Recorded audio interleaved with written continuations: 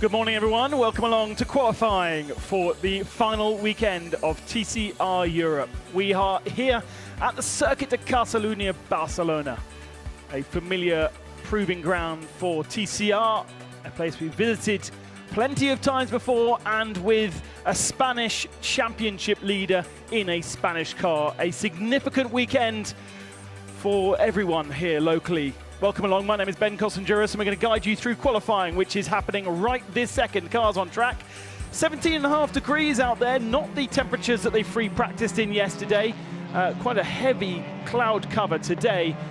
Humidity high, but no real chance of rain for qualifying now, and then race this afternoon. Race 1 this afternoon, an incredibly important race too, because it will be the only race that our championship leader is able to participate in, we believe, because, as you will know if you're following the world of TCR, Mikel Ashkona was yesterday in the Czech Republic practicing and qualifying for the World TCR Cup, and then flew overnight here to Barcelona to qualify and take part in race 1, where he should be able to wrap up the championship if he is able to put enough points. That's 40 points between himself and Franco Girolami, who is his challenger. Coronel was another man who also travelled from Most over here. They got themselves about 5 hours sleep. They did no practice yesterday, so this is the first time Coronel has sat in this car.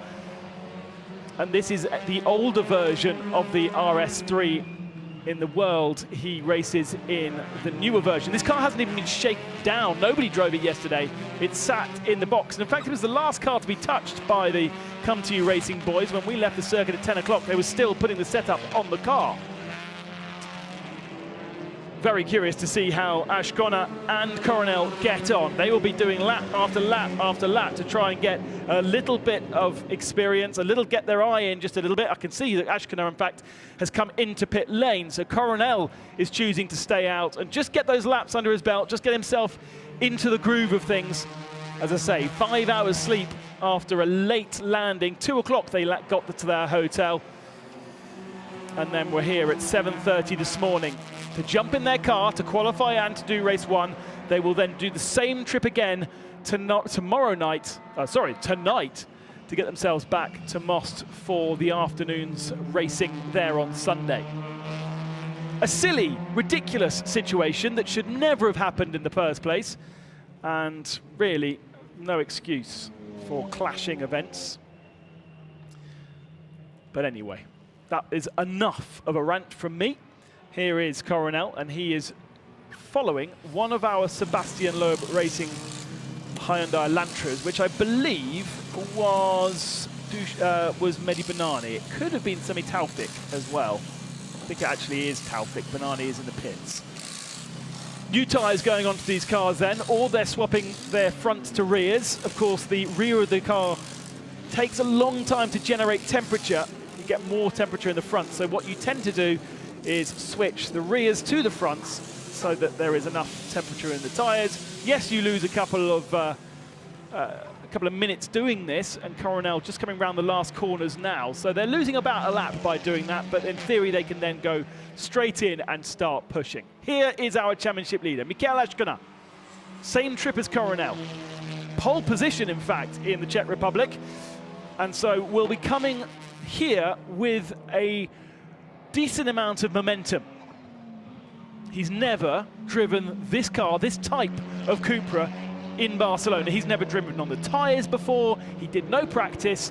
Let's see what he can do in this qualifying session. First, it's important for him to get into Q2, into the top 12, otherwise it'll make a very difficult day for him in the race, because of course the top 12 is where you can get yourself into a decent position. He'll be looking at getting maximum points out of qualifying. Remember, we score 10 points for a pole position. And now we look at some of our other drivers. Dusan Borkovic here this weekend without his support network. Adriana will be watching from America, where she is preparing herself to give birth to their second child. And I know she'll be watching, so very best wishes from the whole of the TCR team, Adriana, and Dusan will be flying directly from Barcelona to join her as they welcome their second child into the world. He missed out on practice yesterday, not because he was flying from Most, but because there was an issue with his Audi in second practice. So slightly on the back foot, Dusan, and there's been a little bit down, a little bit shoulders down throughout the TCR series season. You would hope, and he would have hoped, to have a bit of a better performance than he managed this year. Dusan has been on the podium, but only once. Third place in Zandvoort, his best result all year. And from a man with so much world experience across so many different TCR cars as well, I guess he would have had higher expectations of himself.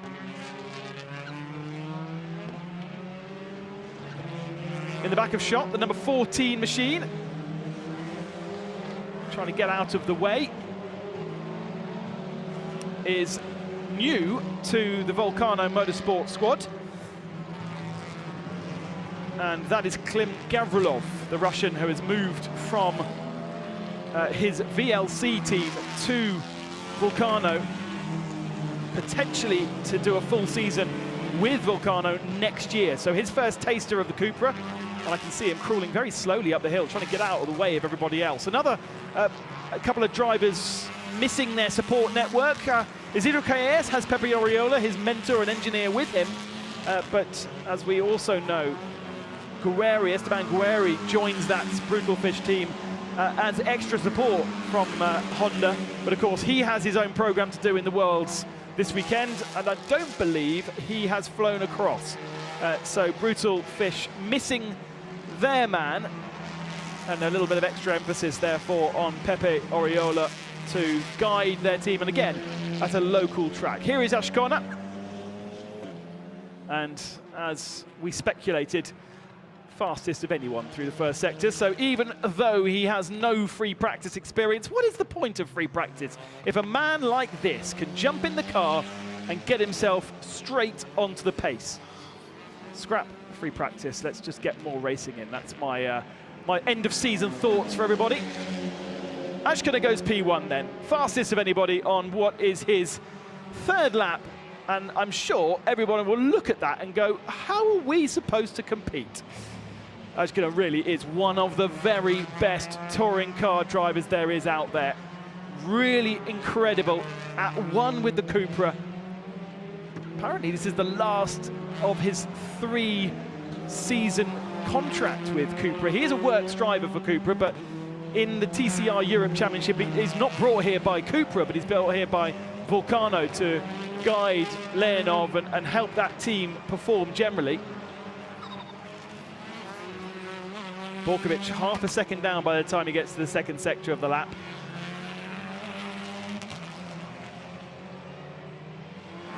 And he comes round the final corner. He is carrying a little bit of ballast as well. He's got 40 kilos of ballast on that car. It's not something that I like to talk too much about, but it's interesting when speaking to Nils Langeveld yesterday about the Elantra, very sensitive to the amount of weight that the car has. And he feels that up to a second is lost by ladening the car full of weight. So for Jelmini, who is the only Sebastian Loeb Racing Elantra to have weight this weekend, the rest of them had such poor performances in Monza, they have no weight on the car. He thinks Langeveld will be losing around a second per lap to his teammates. Well, Langeveld was fastest in free practice 1. Sami Taufik was fastest in free practice 2. But at the moment, Langeveld is the fastest Hyundai. Ashkona coming around the final couple of turns, and once again, looks as though he might go fastest once more. Jack Young has gone faster than Ashkona, but Ashkona finds himself another 0.1 of a second. Ashkona, Young, Langeveld, then Teddy Claret in the Peugeot, Mehdi Banani in the Elantra, Joachim Galash in the older Hyundai. Then Taufik, Jelmini and Isidro Calles is your top 10 right now. Still no times from Viktor Davidovsky, from Girolami. Franco Girolami not with a time yet. We've got Fabien Fernandez is one of our new boys for this weekend. We've got about 3 or 4 new names for you. And Fabian Fernandez taking over from Ruben Fernandez, his brother, in the teammate of that car there. Lopez from Colombia. Victor Davidovsky in the PSS car just behind. Now, I think last time we saw this group of cars, Girolami was part of that. Yeah, Girolami 10 seconds down the road now from this, so he has dropped out of this little gaggle of cars because I guess he feels as though he's being slightly held up by Sergio Lopez, who scored no points when he joined us last time out in Monza, and fantastic to have RC2 with us again. Spanish outfits, beautiful presented Cupras. Davidovsky comes over the line and only goes 10th position, but more significantly than that, we need to look back further to see where Franco Girolami is. And I can tell you, Girolami is in the pit lane now with only 8 minutes to go. He's got no time on the board.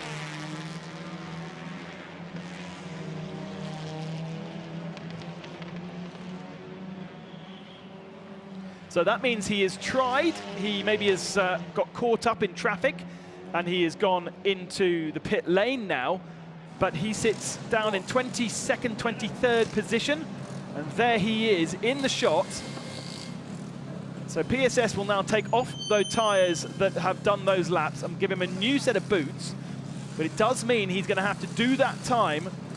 He has no second chances, and what we saw in Monza, a red flag in the second half of Q1 really tripped up the whole of the Sebastian Loeb Racing team because they were trying to do a bit of a slipstreaming thing with the whole team and ended up 3 of them missing out on getting into Q2. So this is a risky, it's not a strategy I don't think, but it's a risky position to be in for Franco Girolami. Hello to everyone in Most, by the way, in Czech Republic, who I'm sure will be watching on the stream this morning. Lovely to have you along, including Nestor, Franco's brother, who has been such a guide to Franco in his first European season's worth of racing. And from where he started the season, his worst result, Franco Girolami, was at the very first race of the year at the Slovakia ring. And since then, he has progressed and progressed to pick up 2 victories, 2 second places, and a 3rd spot, and find himself fighting for the championship. It has really been very, very special. If you weren't following the news from Monza post-race, Franco Girolami did have his win stripped from him. A 30-second penalty was given to him for overtaking under yellow flags. It was a marginal call where he overtook Ashkanar. No, he didn't overtake Ashkanar. It was somebody else he was overtaking. But it was just very much on the edge. And the bonnet is up on Franco Girolami's car. This is concerning. What is going on at PSS? Here comes teammate Victor Davidovsky, but what is going on behind? What is the engineer looking at on the left front corner of that car?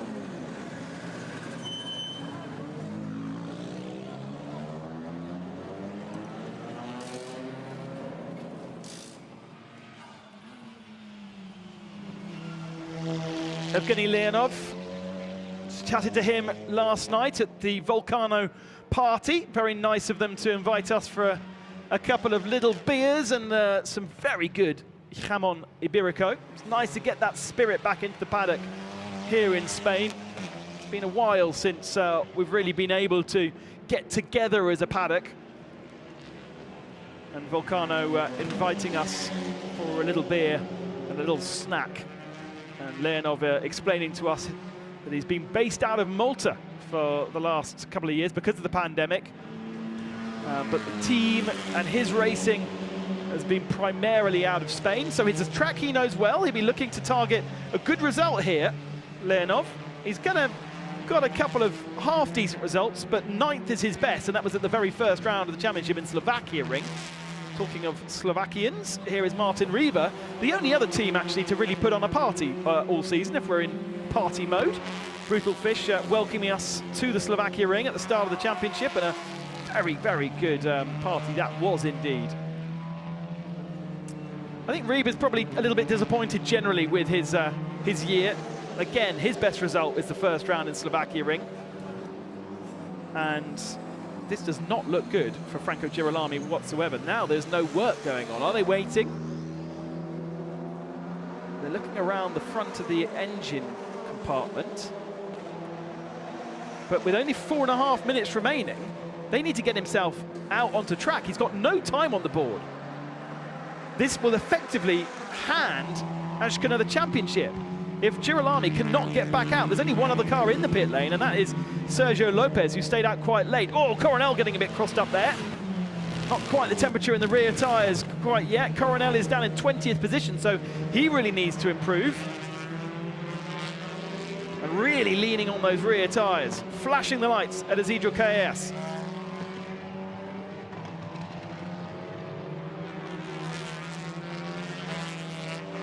The story of the championship, though, is Ashkana versus Girolami, and right now Ashkana is on the pole position and Girolami is in the pits and Coronel is in the gravel. I mean, he's been leaning on those rear tyres for every single corner and they have not provided him grip. And now trying to get out of the way of faster cars behind coming through. Coronel needs a real push. He does not want to be starting at the tail end of the field. Still no time for Fernandez, for Colombani, for Davidovski and for Girolami. Ashkana on the pole position right now, 2.5 tenths ahead of Jack Young. Those cars that we're going through into Q2 then. Ashkana, Young, Langveld, Claire, Bart, Taufik, Claire, Reba, Banani, Leonov, Galash and Yelmini. Nicolas Bart going to Indianapolis next weekend, his first taster of a GT3 car. Thanks to Santalok Racing. Looks like a really good 8 hours over in Indianapolis, but Nicolas Bart fast on this particular lap, and he goes fastest of all in the Audis, so proves that the Audis do have pace if Coronel and Borkovic can get themselves into that window. Bart fastest, Jimmy Claret comes across the line in second spot. Now we're at the crucial point of the session. Girolami staying in pit lane. Girolami is not going to start, or not going to qualify into Q2, and he's not going to start the races anywhere near where he needs to be to keep this championship alive. Huge drama here. There is Girolami's car, and he is going no further. Something wrong at the front end of the car, in the engine compartment. And Girolami is going to start this race this afternoon from last position. What drama.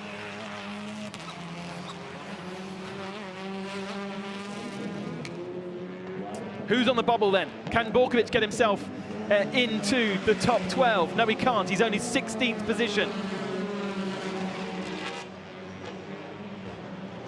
Coronel now on a lap that looks a lot better than the scrappy one before. Into the chicane, bouncing over the sausage curbs. Ooh, and running a little bit wide on the exit of the chicane there. There has been warnings for drivers for track limits at turn 15. And the last man to have his time disallowed was one of our new boys, Germandi, as Coronel comes over the line. And where did Coronel pop himself into? 13th spot, so he misses out. Ashkana over the line, 3.5 tenths to the good of Nicolas Bart, so still finding pace in that Cupra, better and better, but he doesn't need to push, he doesn't need to worry now. No concern, because that is his championship rival, and he's going to be starting the race from 24th position, if they can work out what is wrong with that engine. Borkovic looks like he's backing out of it, so Borkovic is done. Oh, Borkovic is going to start down in 21st, 22nd position if we see improvements from the guys behind. It's also been a disaster for the Serbian, who was having issues in free practice too. Davidovski crawling around the circuit as well. Davidovski has got himself a lap. He's moved himself up to 17th spot, but that is really not good enough. So, coming up to the final couple of moments of qualifying one here. Who's on a better lap?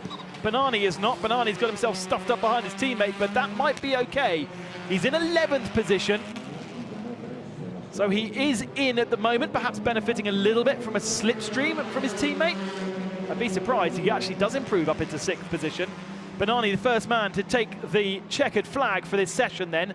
Borkovic just behind takes the checkered flag, does not improve. He'll not qualify into Q2. He'll start down in at least 21st position. Gavrilov in the Cupra for Volcano.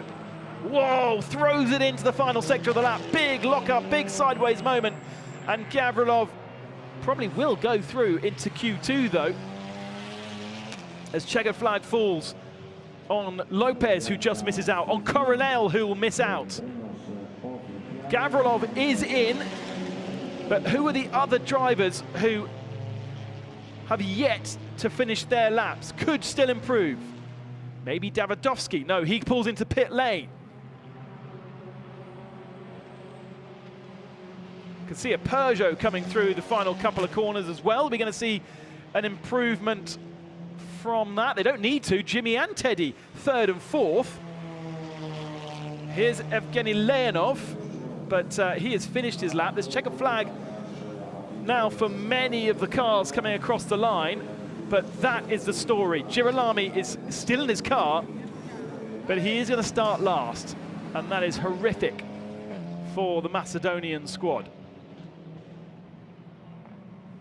Homola, last time out, winner in Monza Race 2, only 17th. That will be something to do with the weight, of course, in his I-30. No, actually, he's only got 10 kilos, so that's disappointing for himself and Jakin Galish's teammate just behind.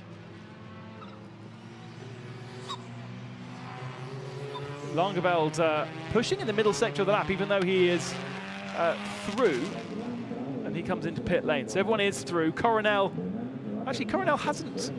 I thought Coronel had got the checkered flag, but timing screen now says he hasn't. So he's not on a push. He's 10 seconds down. So Coronel 15th and will not go through. And Girolami now is going to get out. We know that Girolami is an emotional man. The Argentine really wears his heart on his sleeve, and the body language says it all, doesn't it? Oh, I feel so bad for him. Haven't seen his girlfriend here this weekend, although I'm sure she is around somewhere, but without brother to get a hug from, that is horrible. Something on the front right of that car is not happy, and it meant no performance out of the Honda, not enough of an opportunity to get himself a lap, and that is that.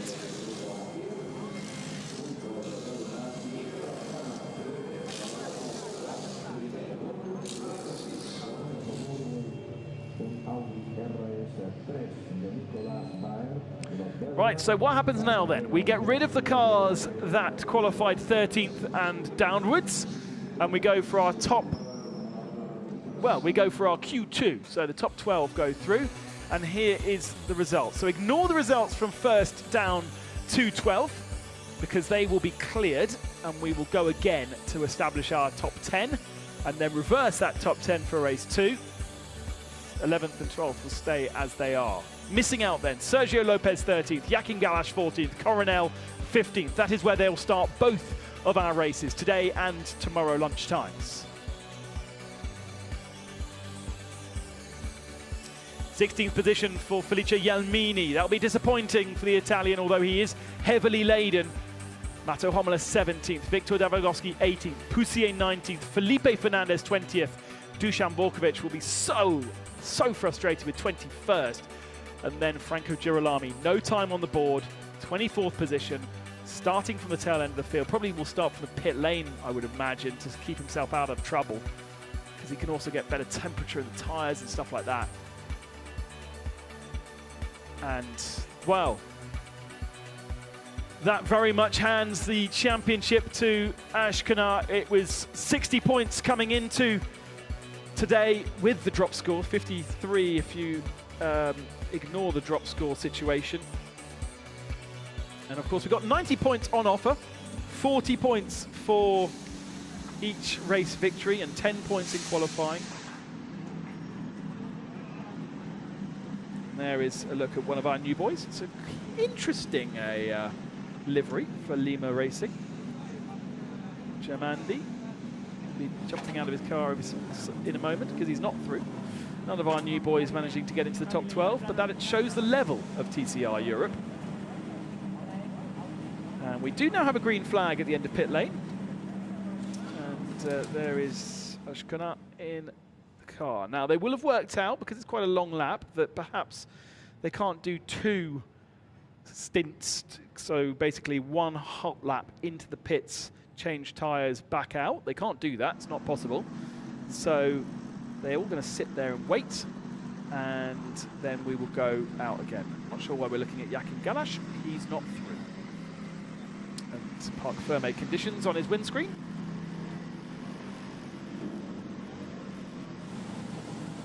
This man, though, is Ashkona. Pole position in Czech Republic yesterday evening. Flown halfway across the world. 5 hours sleep in a hotel. Fastest man on a track that he knows well, but in a series that he'd not even practiced. Martin Rieber through to the top 12. Great stuff for Brutal Fish, all 3 of those heading out onto circuit. That slipped my attention.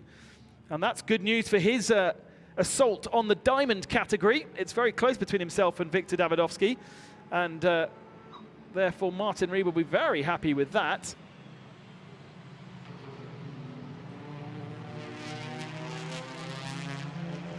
And best rookie, Isidro Callejas, out on track as well. We've got 4 of our juniors through.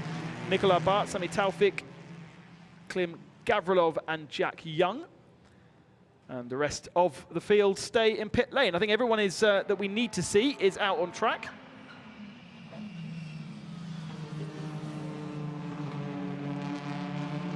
Just count them through. Gavrilov, Leonov, Taufik, Jack Young, Ashkana, Banani, Rieber.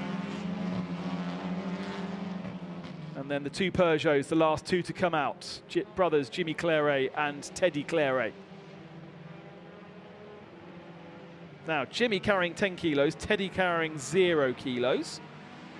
That's worked out from their performances in the previous qualifying session. Now, really interesting for me, that Q1 session, that was the first time that in Q1 everyone has gone flat out, because what they do in Q1 usually is try and get in, but they don't try and go as flat out as possible because they don't want to add extra weight to the car in the next events.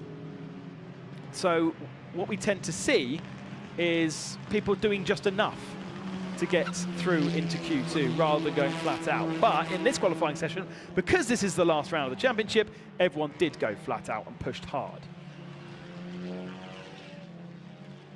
Ashkana leading the cars around.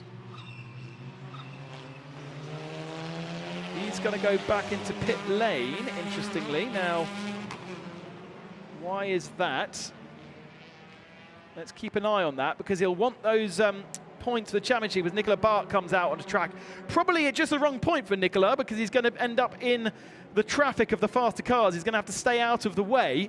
But let's just keep an eye on Mikael Ashkana. Why is he coming to the pit lane? Is there an issue with that car, or is this just a strategy? Leonov then, the first man out on the circuit. Clear air ahead of him. Oh, the rear end just stepping away from him through that long right-hander at turn 3. Cars behind him, following that similarly wide line. Right, so he had scrub tyres on the front, and he's got new stickers going on. That is why Ashkana has come in, and he needs to do that because he's not had the chance to do that kind of process, the scrubbing into the tyres, in the practice sessions. So he had to use Q2 to scrub in a couple of tyres to get them prepared for the race. Interesting one there. One compromise of missing practice. Does put a little bit more pressure on the Spaniard when he does come out onto circuit.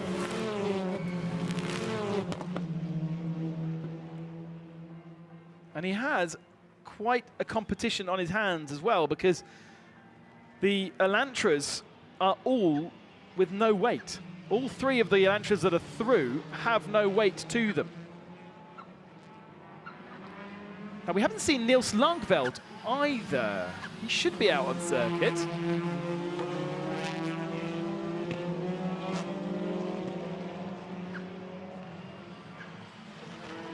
Little mistake there from Leonov, going a little bit wide. The reason I say we haven't seen Leonov is because, Nils Langerveld, is because he's not on our timing screens for some reason. But I am assured that he is out on circuit. Sami Taufik comes towards the line. He's the first man then to break the beam, to set the bar. And Taufik does a 55.3. Behind him, Mehdi Banani slower. Leonov slower. We saw his mistake. He's 4.4 seconds back. And Banani's time being disallowed by the looks of things. Gavrilov over the line in third position. Here are the two Clairets together. Jack Young goes into third spot. Martin Rieber into second position.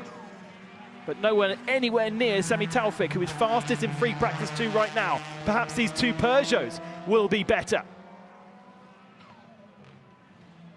Nils Langerveld now on track. Yeah, so he was a bit late to the party as well, like Nicolas Barth. And tell you, Ashkenar back out on the circuit too. Two Clairets round the final turn. Over the line, it's Jimmy first. And Jimmy slots himself into 5th position. Teddy goes fastest.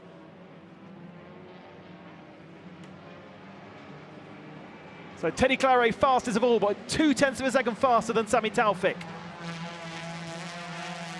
Martin Rieber 0.6 of a second down. And then Jack Young, Calles, Clairet, Leonov, Gavrilov. Those are the 8 drivers that have set a time. Nicolas Barth, though, is the fastest man on circuit right now, but he's got traffic. He's got Kim Gavrilov just ahead of him.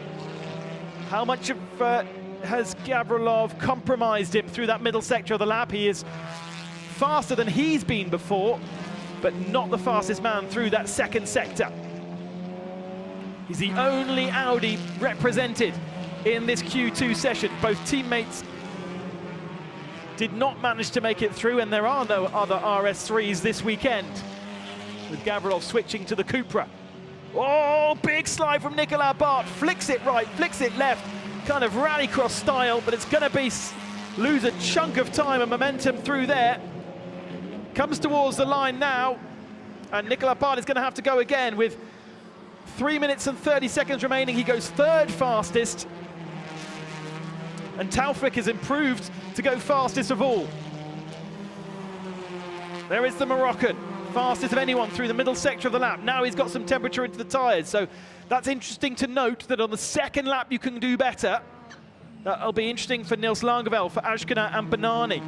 Langerveld with the also with a light Hyundai, Banani with a light Hyundai. Banani was late out onto circuit too, wasn't he? Because we didn't see, haven't seen a lap from Banani yet, unless he stopped on the circuit somewhere. Clairet over the line, 4th fastest, an improvement for Jimmy. Brother Teddy cannot improve behind though. Not bad though, 2nd and 4th for the two Peugeots so far as Martin Rieber improves. Did he? No, he didn't. Here's Nils Langerveld, first lap, first attempt for the Dutchman. Flings his car over the curbs. You can see how well the car reacted to that. Didn't get pushed wide like we saw from Nicolas Barth, who actually I don't think we can blame the curbs for. To the line then, the Elantra only 5th fastest. So losing quite a bit of time in the 2nd and 3rd sector, but fastest in the 1st sector of the lap. Ashkenar has set a time, but he's only good enough for 11th position right now. He's yet to do a push lap, so waiting to see what Ashkenar can do. And I think Mehdi Banani is off the circuit in the middle sector of the lap. Oh no, Mehdi Banani coming over the line now, sorry. So Banani now is starting his fastest lap. Banani goes 6th fastest. Gavrilov to the line. First time out in a Cupra, 10th fastest for him. Easy peasy, but 1 second back. So that will be pole position for race 2 if everything stays the same. But we should see improvements, at least from our championship leader, Michael Ashkenar, in the 2nd sector of the lap, fastest of anybody through the 1st sector. And here he is, the Spaniard. Home track for the car as well. No free practice session. Can he get the full points? Can he get the pole position for race 1? It doesn't matter about the reverse grid for race 2 because he won't even be here. He'll already be back in the Czech Republic. A big oversteer moment there. through the long right-hander in the middle sector of the lap. That might lose him time. How much has he lost? It does. It does. He's going to have to pull something back here. He loses a 10th to Sami Taufik, but he had 2/10 in hand in the first sector. This is going to be close. This is not set and done. This is not assured for the Spaniard. He got pole position by 0.07 of a second in the Czech Republic yesterday. And I'll tell you what, it's going to be similarly close here. The lap yesterday was beautiful in Most, but look how careful he is around the curbs there, not riding them at all. And I wonder whether he might want to try and go again here. He's going to have time to, with 17 seconds on the clock. He goes fastest. He has the pole position by 0.04 of a second. And he has time to push for a second lap as well if he needs to. But I don't think there's anyone behind who is going to be improving. Not to challenge for pole position anyway. Jack Young is pushing hard from 8th position, but has made a mistake in the middle sector of the lap. Martin Rieber is going better, but I'm sure he's not got the performance to get himself on the pole and challenge. Here comes Klim Gavrilov, looking to try and improve himself. Mehdi Banani has taken the checker flag and finished in 5th. Sami Taufik has taken the checker flag 2nd. Gavrilov 9th position, checker flag for him. Leonov, his teammate, in 10th, so that's very interesting to see Gavrilov going faster than the team owner and his teammate as well. So here comes Martin Rieber. Really good qualifying from Martin Rieber, 6th right now. And he improves up to 5th position ahead of Mehdi Banani. Best qualifying of the year, I think, for Martin Rieber. Oh, and Jimmy Claret's mucked up the chicane. He wasn't on course anyway to steal the pole position away from Ashkanat. But a little bit of an oversteery moment. Interesting to see that a lot of these cars are struggling with oversteer. And let's see it again. Just throws it into the chicane, and the rear does not bite. And just about manages to get round the second part of that chicane. Here comes Niels Langveld. Langveld actually hasn't set a time yet, so this is the only opportunity for Langveld. Didn't really notice that perhaps he could be a poleman challenger. How good was he through the last sector of the lap? Very different in the Elantra, monstering the curbs in a way that we saw Ashkanat not, but it's only 6th position for the Dutchman. And that, I think, is our qualifying session done then. Gavrilov will be on pole for race 2. And in fact, it will be a pole for the Volcano team in race 2 and a pole in race 1. Because there is Leonov, teammate and team owner of Volcano. But what we really want to see is the guy behind. And it's the guy behind who is on pole for race 2. There he is. And somewhere around the lap is their teammate who is on the pole for race 1. And it's extended his championship advantage an extra 10 points. If you look at the point standings in a few hours' time on TCR-series.com, it will tell you the gap is 63 points. But when you drop Franco Girolami's 7 points from the first race, the gap then extends to 70. Mikhail Ashkanat then on the pole position by a very slim margin over Sami Taufik, with Teddy Claret and Nicolas Bart lining up on row 2. Martin Rieber, best qualifying of the season and best of the Hondas, on row 3 alongside Niels Langveld. Then Mehdi Banani, the second of the Moroccans, and Jack Young, the heavy Honda, in 8th position. Isidro Calles 9th, and Klim Gavrilov in his first time out in a Cupra in the pole position for race 2. Leonov and Jimmy Claret round out to the top 12. And that's a bit of a shame, actually, for Jimmy Claret. He obviously didn't get that second lap in the Peugeot, and therefore he will start both races in 12th. Well, qualifying has been a challenging affair for all of our drivers. For some, it was the very first time they've ever gone out in this car on this track because they missed practice. Coronel was the first, and he found that his car was very, very oversteer.